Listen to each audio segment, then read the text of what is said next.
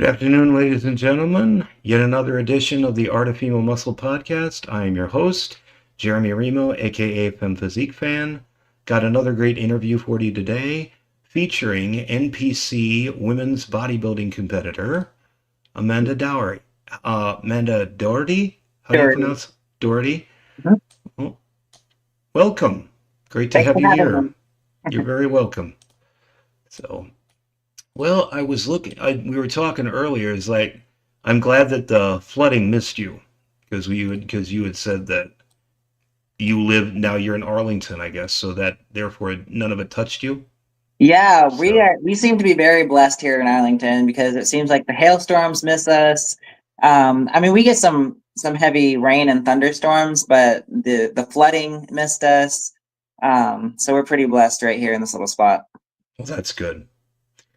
Well, when I was doing some research, I come across quite a number of interesting things. You said that when you were a child, you were really overweight. And you said that you struggled with that for a long time. You wanted to get healthy, but then you got into cycling. Now, that's regular cycling, not motorcycling? Yeah, yeah, like Okay. riding my bicycle. Okay. And which is amazing because then you said that over a 3 month period, you literally cycled from coast to coast. You went from Dude. Vermont, which is your birth state, to California. And hmm you took you 3 months to do it. Was that for anything in particular? Was that for like a charity ride, or did you just do it because you wanted to do it? That was because I had always wanted to see the beach in California, and I was a poor kid. Like I didn't have that much money. I had $1,000 to my name, and I just decided to get on a bicycle and go see the beach in California. And I do it again too. It was super fun. Okay, it's just that's excellent. So, how about how many miles did you do a day? So probably like 50 or so. I know the most I ever did, or no, I think I averaged about 80 a day. The most I ever did was like 160. Okay. Because like at that time, Craigslist was a thing. And so I put an ad on there. I had this little computer. It was like one of those little netbooks. And so I would stop at like McDonald's to use their Wi-Fi. And I put an ad on, or I put yeah, I guess you could call it an ad, of what I was doing, my trip, where I was, and like that I was looking for basically a shower because I hadn't showered in like a week. And Oh this lady wow. responded to me and told me where she lived, and if I could get to this point by a certain time, she'd pick me up. And so Hmm. I hustled my ass. I literally lost feeling in like these three fingers because I killed the nerve from Oh my God. gripping my handlebars for so long. And that took a long time to come back, the nerve damage. But I got there and I got my shower, and she was a wonderful lady, and it was all fine. Okay. Then later on, you got into boxing and kickboxing. About how many years for that? Not Or that how? long, honestly, like probably about a year or Okay. so.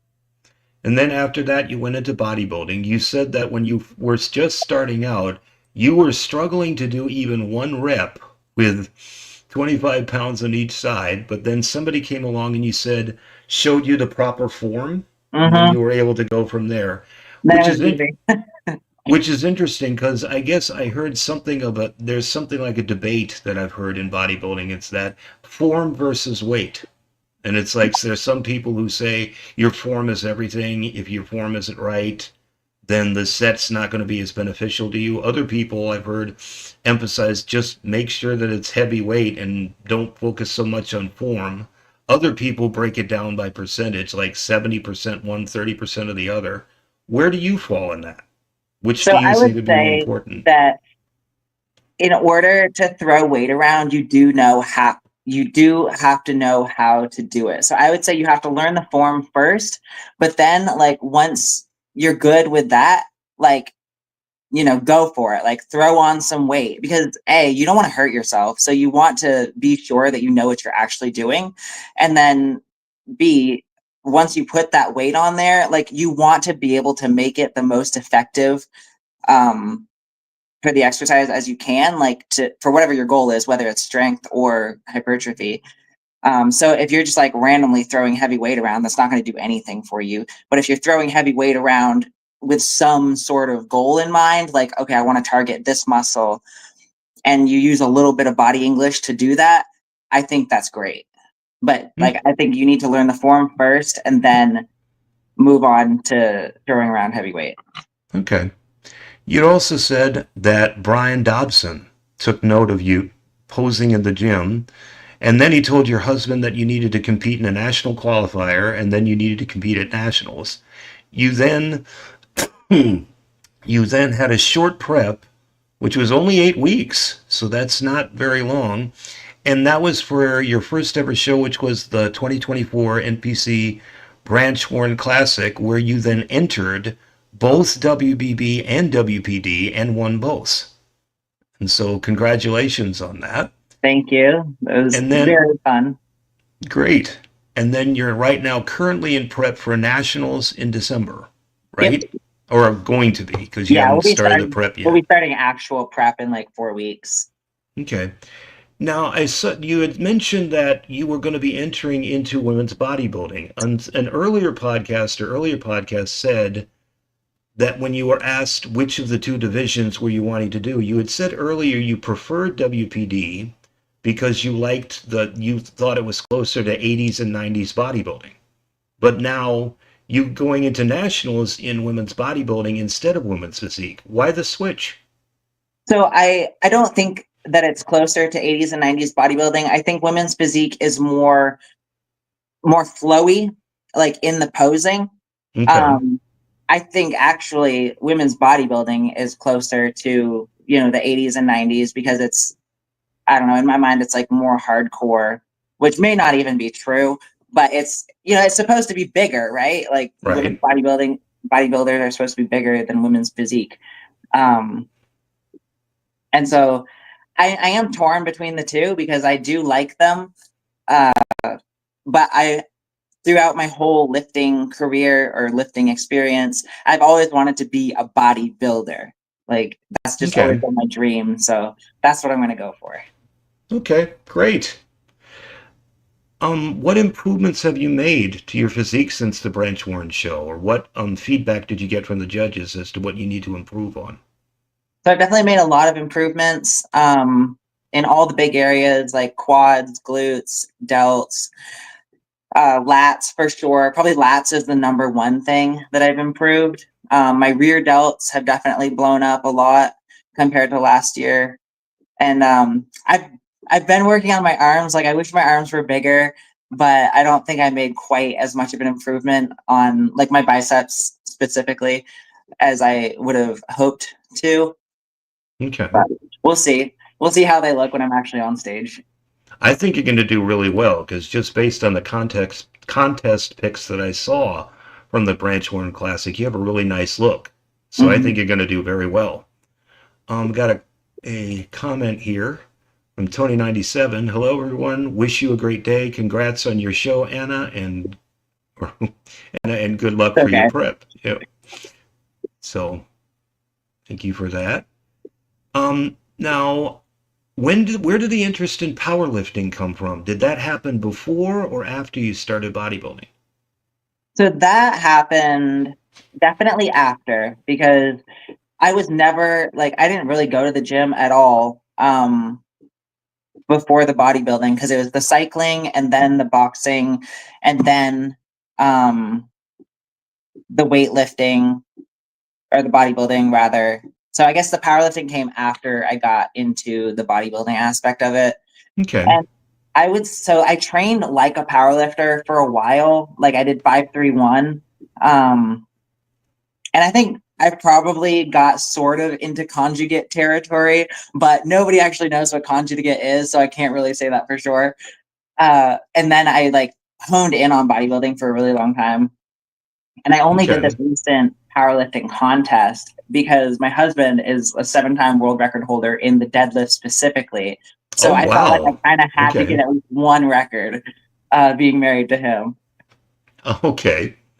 So now, what are some, if any, of the differences between training for powerlifting in the gym and training for bodybuilding? I've heard from some people, I guess, are they radically different or are they very similar?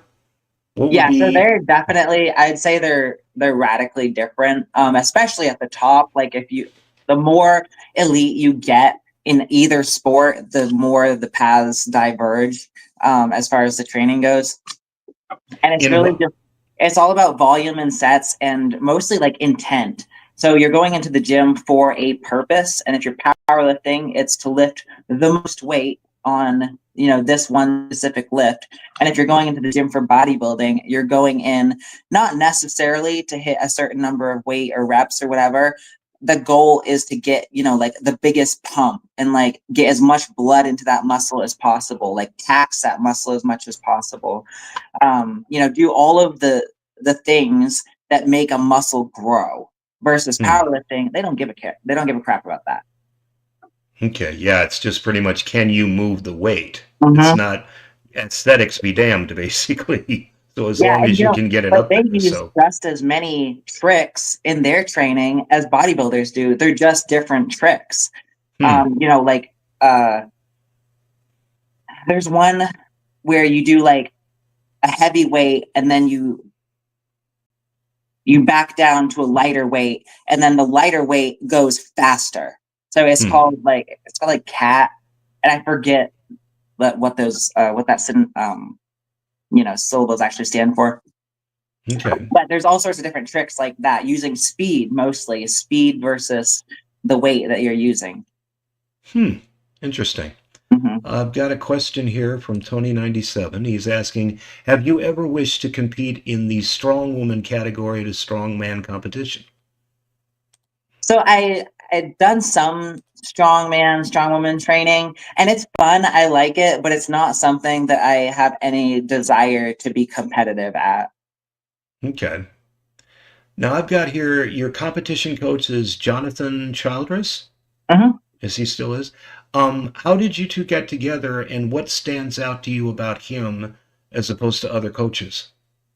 So I was very lucky. I won a scholarship through the Agus Nutrition Coaching Group, and he was assigned to me as my coach. So I won 3 free months of coaching, and I mean, within the first few weeks, I knew that this was going to be great. He's very intelligent and very not just like with programming and diet and stuff, because there's a lot of people who are capable of doing that. But he's just really emotionally intelligent, and he has a lot of experience being a coach, and experience counts. Like when you're at a high level, you want somebody who has done this before and who knows how to like be in your head, basically. Like, um, and especially I've had like a lot of eating disorders like throughout my life, and so that's something that I put a lot of work into figuring out. But he Hmm. also seems to understand that sort of mindset and the struggles that come with some female athletes, and so he has just been absolutely amazing, like on the emotional coaching side, in helping me totally like overcome that stuff. Hmm.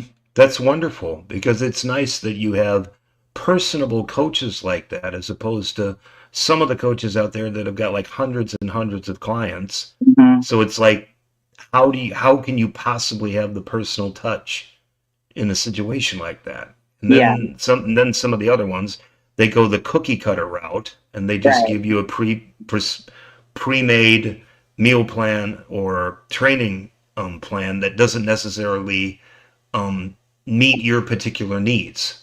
Mhm. So it's nice that he's got that personal touch that he enables you to be able to design things specifically for you as opposed to doing a cookie cutter approach. Yeah, 100%. Yeah. What do you consider to be your home gym or your favorite gym to train at? And why is that? Definitely Metroflex in Arlington. Um, just because I originally came to Texas. I moved to Texas to train at Destination Dallas, and that was my home gym for probably about 4 years. And then I drove semi trucks all over the country for 2 years. And so when I wanted to start getting back into the gym, I specifically moved to Arlington for this gym. Um, Really? yes, Okay. because I knew the kind of environment that it would be, and I knew that it was something that I needed in my life. And I was Hmm. Now, I know Metroflex has branched out like different locations. Is Arlington the original? Yes. That's the very first one. Okay, Yeah. so I've seen pictures of that on the inside. It's like it's not like the corporate gyms, which like Planet Fitness or such like that. It's like Absolutely not. if you're expecting that when you go to Metroplex, you're going to be disappointed because it's all business. There's no flair Yeah. or anything, but it's like so many people have sworn by that place as far as just the training environment and the equipment and such. Mhm. So it's great that you're able to do that. I had some questions about the companies that you work with. So Okay. you've got your, or actually just your own companies. Yeah. How did SLB Powerlifting come about, and what exactly do they offer in terms of products? So that started with my husband. So SLB stands for Strong Like Bull. And that just came about because he loves powerlifting, like not just training for powerlifting, but like he loves the sport and he loves seeing people succeed. And so building this little supplement brand has enabled us to support the USPA of Texas and travel around and support all of the athletes at all the USPA events, or all the ones that we're able to get to. And like we love meeting people, we love supporting the athletes, and we love being involved in it. And so that's really what the SLB powerlifting was created for, is to be able to just be a part of powerlifting and give back to something that has really helped Bull specifically in his life. Hmm. Okay. You also have a solar services company called Doherty Services LLC. What got you interested in solar panels or solar electrical systems, and what services does your company offer in that regard? So that's my involvement in it started with my husband, because he's been doing it for like 15, 20 years. He had a previous business doing like new installs with his old business partner, and we started this company, or I started doing it with him. We do patch and reinstall, so our clients are roofing companies mostly, and we do it for individual homeowners as well. That just doesn't come up as often. But we reach out to roofing companies and they have us basically take the panels off and put them back on after they've done the roof. And Okay. I love it. Like, I love being out on a roof at 7 a.m. You know, the weather's usually gorgeous. Like, it does get pretty hot up there, but you take breaks and drink water, and it's just a great day for me. How popular are solar panels in Texas? I mean, with the wide open space and such like that, it seems like that it would be very popular. Is that the Oh case? yeah, they're everywhere. Hmm. Do you ever do any repair work on the solar panels, or is it just strictly taking them off, letting the roofers do it, and then putting them back on? No, we do a lot of maintenance as well. So every customer that we have, we add them to our dashboard and we monitor their solar system and make sure that it's performing the way it's supposed to be performing. And then, we get other service calls as well, where we have to, fix the electronics like on the side of the Hmm. house and whatnot, and figure out why it isn't working. So we do a lot of service calls as well. Okay. And then I was wondering about this. I guess did this must have just started recently.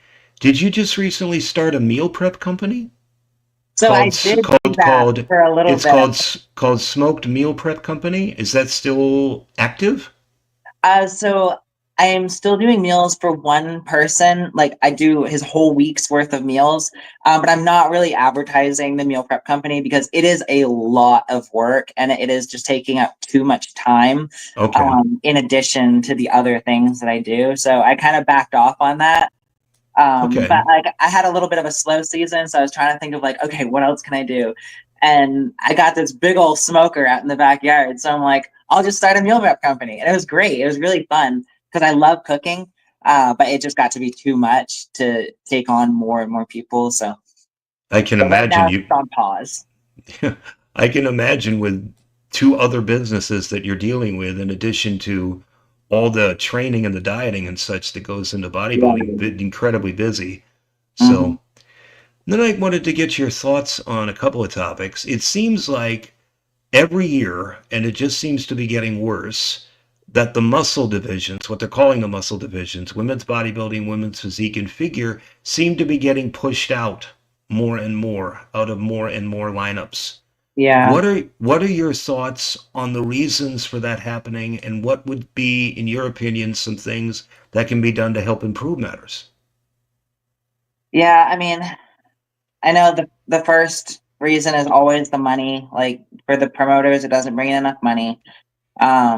And I think it's also like it's just not very popular, like in the general population's view. Like it's sort of one of those things where like I mean, I get weird looks all the time because of what I look like. Uh it's like people just don't understand it and it's not really like it's admirable, but it's also like why does she look like that? I think. Hmm. And things to improve it. I mean, I don't know. I guess maybe the girls just have to band together and make their own division or their own like promotion. Uh because it is kind of a niche thing, like Right. compared to the number of bikini competitors, like look Right. at how many Exactly. women's bodybuilding competitors there are. Because it takes a lot of work. Like not everybody is cut out to spend a decade trying to look like this. Right. Exactly. But it's like they keep trying to say that bodybuilding is for everybody, and I look at that and it's like, well, not necessarily. Yeah, not really. It depends on it depends on what division you're going into. I mean, if you're wanting to look like you or wanting to look like other women bodybuilders, like you said, you're looking at a decade of work minimum Yeah. before you're even remotely ready to compete on one of the upper levels, like national level or pro level.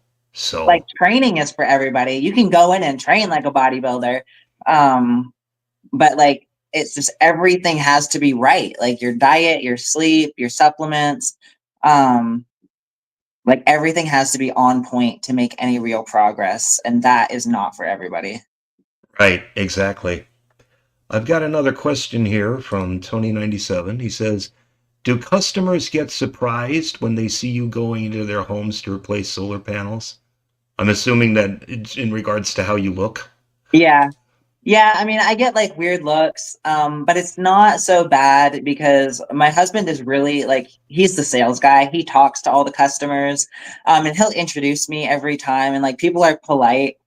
Um, and so I don't know. I don't get too much. I don't get too many weird looks because my husband is bigger than me. So in comparison, I don't look as big as I do on my own. Okay. So, what are your thoughts on the new fit model division? We've got this new division that's come along, yet another one, after Mhm. all of the ones that have been added. And we've got the amateur division, amateur version of that this year. And then the pro fit model division makes its debut yet next year. In regards to what we were talking about, the muscle divisions getting pushed out, what impact, if any, do you think that's going to have on women's bodybuilding and women's physique? Do you think that's going to result in more shows pushing it out, or do you think it's going to have no impact? What are your thoughts? I mean, I don't think it'll really have an impact on the women's bodybuilding. I think it's kind of a money grab, honestly, the fit I modeling agree. stuff, I because agree. if any girl can just go into Target and buy a bikini and pay, the $200 or whatever it is to enter this, I mean, what have you actually done to deserve getting on stage and getting a trophy or getting applause from people? Like you haven't done anything. Right. I mean, So it's like you're fit, okay, but this is yeah, like bodybuilding, not just congratulations on being right. 20. Right. And then it's like the thing that is just interesting to me. It's like I guess it's not for everybody because it's like Trish Wood put it this way. She said, "Why am I going to pay a ticket to go see something on stage where I can go down to the beach and see it for free?" Yeah. So it's like, but I think it's going to be a big money maker, and I think that's the reason personally why they did it, just like you Yeah. said, because it's a money maker. Now, another controversial subject that came up at the Clash Series show last year, this is for women's physique, is, and apparently this had been simmering for a while, and just this brought it to the surface. You've got Natalia Abraham Coelho, who's one of the Yep. very best in the world, going to be one of the best of all time. And she shows up at this show to compete. she's already got her Olympia qualification, because I'm trying to remember the year where she won the Miss Olympia. And Mhm. once you win the Miss Olympia, you're lifetime qualified for that show. Oh, I didn't know that. That's So cool. so it's like she's there, she can go anytime no matter what, but she keeps showing up at these other shows, and in the process, since she's already qualified, that's a person that could have gone to the Olympia that's getting knocked out, and Yeah. that's caused a lot of debate. Is that they say, what are your thoughts on that? Should people who already have their Olympia qualification step aside and allow others to compete? Or I've heard another argument that says, well, she is a professional bodybuilder, so I mean she's there to compete. I mean, there's a prize involved in such as well, so why not go for it? What are your Uh, thoughts? I mean, it sucks. It really, really sucks for those girls who are striving to, get to the Olympia and giving it their everything. And, they're probably not making that money. Whereas, she can just swoop in and win a show because she's already got that conditioning and the experience. And like, it sucks, but I get it. Like, if the way that she is able to support her bodybuilding career and helping all the people that she helps, uh I mean, I guess I see how it sucks for those other girls, but I would say that it's all's fair in love and war, right? Hmm. Mm-hmm.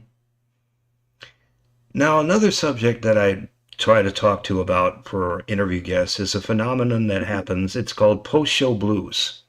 And Mm-hmm. it's a condition that happens after shows, is that you've been on this high for so long. You go to the show, everything is amazing, you see the lights, you see all the other competitors and such, but then it's like after the show, when the shreds disappear and such like that, you tend to drop down afterwards. Have you had that experience?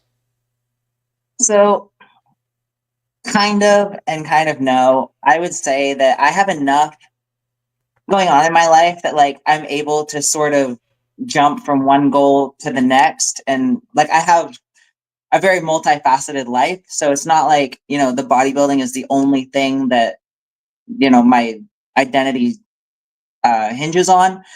But I will say that I made a huge mistake after my show in regards to like what I ate. And that Hmm. snowballed into like gaining a whole bunch of weight, like a lot of, girls and guys do. And so that got me depressed. Like the poor food Hmm. choices made me depressed. But I wouldn't say that I was depressed because the show was over or because the goal was gone or, the lights are gone or whatever. So the reverse diet didn't work.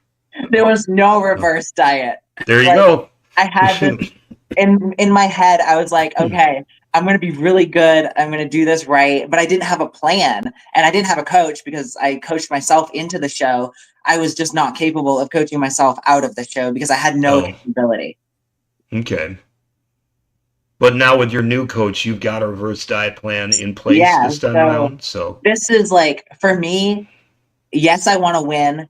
But for me, this whole show is like just about a personal what do you call it? Retribution or vengeance or whatever. Like it's about reclaiming what I didn't have at my first show. Is I'm going to do the show and I'm going to come out of it and I'm going to reverse diet in a very healthy way and I'm not going to lose myself food wise okay.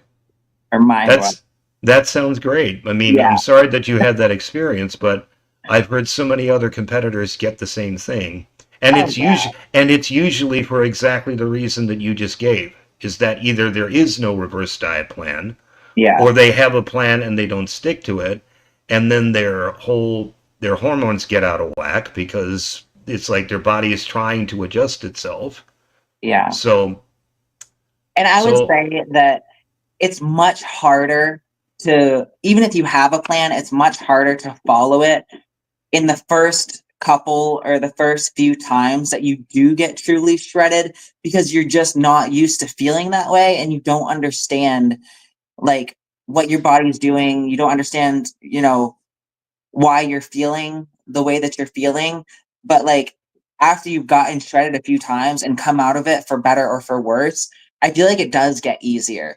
Like the more I hold my conditioning, the easier it is to stick to my diet. And not, it's not hard at this Okay. level. And then that's why you're able to push it to the next level. And then you like overcome that little bit of extra suffering. And that's how you just keep getting better, conditioning wise. Okay.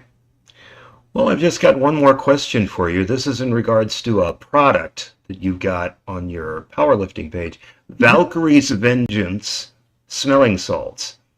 And the question is, who made the design for the logo for that? Because I'm just going to say it, that kicks ass. Thank you so much. When I saw that. I Now, appreciate the compliment. the design looks similar to a guy that when I was younger and I was going to shows that I ran into by the name of Jerry Beck. Yes, Is it's that Jerry. him? Is that his work? Because it looks exactly like his work. So I Yes, was so curious if that was him. I loved Monster Factory, the brand. They're over in the UK. And I reached out to him at one point to see if I could get him to draw something for me. So I sent him a picture of myself in that pose, and I explained, how I wanted it to come off and like my whole deal. And he drew that up, and I fell in love with the design. So I love it too, and I'm glad you do too. Yeah. I was curious now, do you market that as a t-shirt? Because that would be kick-ass. Oh yeah. If you made it well, for like the full logo I saw you had one with like a small logo, which was like Valkyrie's heart, but to make something because I saw in an earlier podcast it seemed like you had the full logo was covered the whole shirt. Are you Yeah, still I do marketing have that those. or Or I had them. I took them off the website because I ran out of the transfers because like I make all of our shirts here. hmm. I just ran out of the transfers and I haven't ordered any new ones yet, but I will, and then I'll put it back up on the website. Okay. Well, I saw that and I was like, that looks a lot like Jerry. So I wouldn't be, wasn't going to be surprised if that was the design. Yeah, he's awesome. Well, I want to be respectful of your time. So thank you very much for coming here on the podcast and doing this interview. I think you look fantastic. I think you have a wonderful look. I think you're in an excellent position to get that pro card Mm-hmm. later this year and then join the pro ranks. So Wait. I wish you the very best of luck. So thank you for your willingness to come on today, and I hope you have a great rest of the week. Awesome. Thank you So so much for having me again. you're welcome. This has been another edition of the Art of Female Muscle podcast. I'm your host, Jeremy Remo, aka Femme Physique Fan, and we will see you later.